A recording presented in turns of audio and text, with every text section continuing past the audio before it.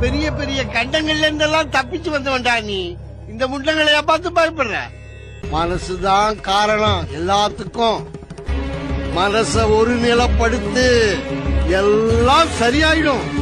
பயப்படாதடா, இன்னும் நீ நிறைய பார்க்க வேண்டியிருக்கு. நல்லா இருப்ப, நல்லா இருப்ப, நல்லா இருப்படா. ஓம் நம சிவாய. ஓம் நம சிவாய.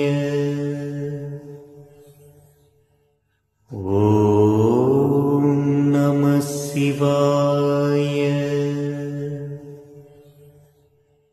ஓம் நம சிவாய. ஓம் நம சிவாய. ஓம் நம சிவாய.